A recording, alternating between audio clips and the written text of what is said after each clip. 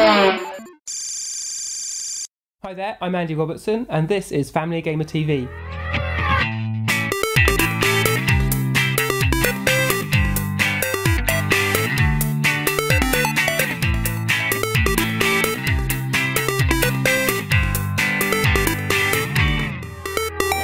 Welcome back to Family Gamer. This week, in response to some of your comments, we're going to be talking to a gaming wife. I'm with Vanessa, Tim's wife. So, how have you been getting on with gaming?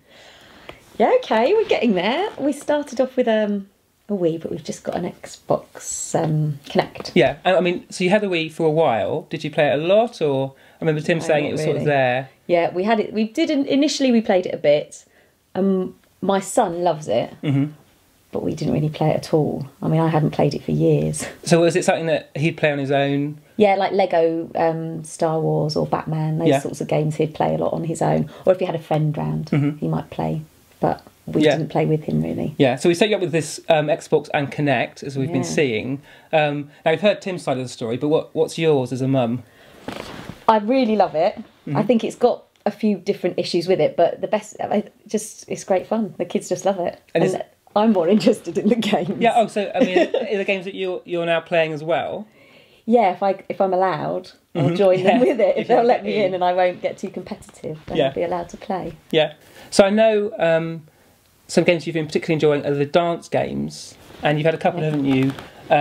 Just Dance 3, which is a new one. Yes. How have you been getting on with that? Yeah, my daughter loves it. She's a real little dance mover, and she's really good at it. She beats me. So Just Dance 3, it's a new version of the Just Dance game that were very popular, and basically because they were so simple, anyone could just jump in, grab a remote and start dancing. But the third version, as you've been seeing, is actually out on Kinect and on the Wii. Now you've tried both. Yes. Is there a preference over the two? I prefer the Wii just because everybody gets to join in. So the kids each had a friend back, and we all had a go, even though we just had two controllers. Mm-hmm. So everybody played around. Yeah. And it didn't muck it up. Whereas with the Kinects, it was a bit more fiddly. And also they're a bit more picky about how well you do, because it looks at all of them. Yeah, so because it can sort of see your body. Yeah, you can't get away with it so easy. Well, it's not just your hands. No, exactly. So you've got to move your legs I can fake it a bit more with the Wii, whereas I've got to be a bit more coordinated with the Kinect. Well, that's interesting, actually, because the Wii one, you've just got two controllers, haven't you? So you're sort of limited. Yeah. But a benefit of the Kinect game, it's one of the first Kinect games that actually copes with 4 people. In theory, copes with 4 people in front of the camera. I haven't tried it. And you don't need... obviously you don't need extra controllers because it's all with Kinect. So maybe that's something to try. Yeah, in the same space, it copes with all 4 of you dancing in the same bit of... You need more space. Right. I mean, your lounge isn't small, but you need to get as far away from the camera as is sort of feasible. Yeah. And you score against each other. Still. Yeah. It's just I like... just like a bit of competitive. Yeah, I know. Competitive. Yeah. It's not competitive, Dad. It's competitive. It's a bit. Yeah, just like the Wii game, you score, and just like the Wii game, Just Dance 3, each player has their own choreography, so it's not just copying each other. Yeah, you can do your own. You do your own bit, and they do their bit. Yeah, so that was quite good. Yeah, lovely. Moving on to some newer games, as a few I wanted to talk about. Now, you probably wouldn't have played these, but see what you think. Yeah. Kinect Sports 2. Did you play the first one? Bit of football. Yeah, I remember Tim saying that was a favourite with Sam. Oh yes. Yeah, because he can save goals on that. Yeah. So this is that same setup of sports games using the Kinect controller, a little bit like Wii Sports, but using Kinect. So you have to do the sort of full movement to play the game. What have they added into it? What's new? This time you've got tennis, you've got golf, American football, quite a few new sports. Yeah. So in the American football game, you play the quarterback. So you pick your move, and then you throw the ball, and then it switches to you receiving.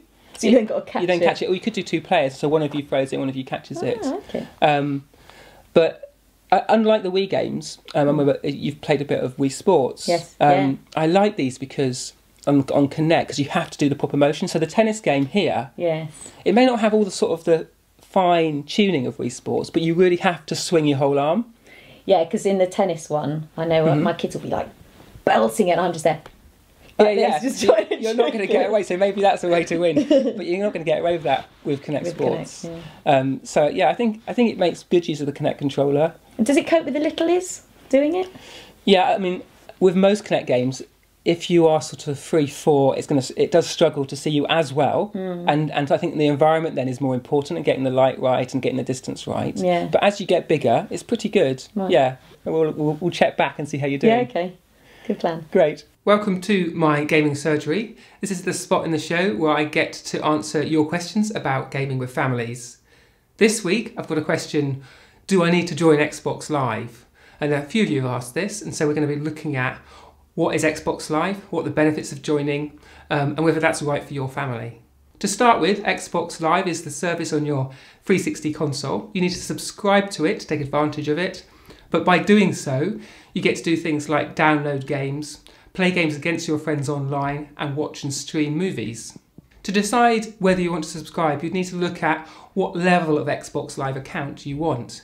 Now, there are 3 levels: silver, gold, and then something which isn't so well known, the family subscription pack. A silver subscription lets you download games, lets you watch films but not to stream them. Now, a gold subscription, that's essentially a full subscription to Xbox Live. That lets you not only download games and talk to your friends, but you can also play against your friends online. Now, this is a big feature, online gameplay. Now, a lot of people will have bought their 360 for this, and so that plays quite a big part in their purchasing decision. In addition to playing games against other people online, the gold account also lets you stream movies, so you can pick one from a selection and start watching it straight away. You can also access Twitter and Facebook right there on your 360. Now, whereas a silver account is free, a gold subscription will cost you in the region of £33, and you can buy a card for that in a retail store or online, or you can just go to your 360 and you can pay by your credit card. Now, a nice way to save some money if you're in a family is with the family Xbox Live subscription.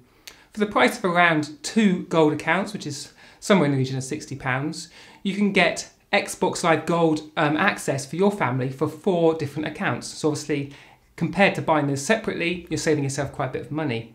But as well as saving money, one of the things I really like about the family subscription is it gives you access to a new family centre on your Xbox Dash. So you as a family can have a much better view of how you're using the 360. So it extends those online settings and parental settings we've talked about previously. It can tell you how long you've played for, it can tell you the sort of films you're watching and how often you're watching them. And it also enables you to grant the people in that group a particular allowance of Xbox Live points, so they can go and buy games and films with them. So that's quite a nice way to access Xbox Live if you're in a family. So there you go, there's a few things to think about whether you would benefit from subscribing to Xbox Live, and also how best you could choose your subscription package to suit you. Now, it really depends on the size of your family, how often you're going to be using the 360, and what sort of features you want. So if you're going to be an occasional user, then you can go for your silver free subscription. You can just download games as you want it. If you want to play online with your friends, maybe there's only 1 or 2 of you in the family who are going to be doing that, then obviously a gold account is the way to go. But if there's more than that, if there's more people in your family who can take advantage of Xbox Live, then the family subscription is a really nice way to go. And as I say, it gives you extra oversight about how your family is using the 360. So I hope that helped. I'll be back with more gaming surgery questions next time.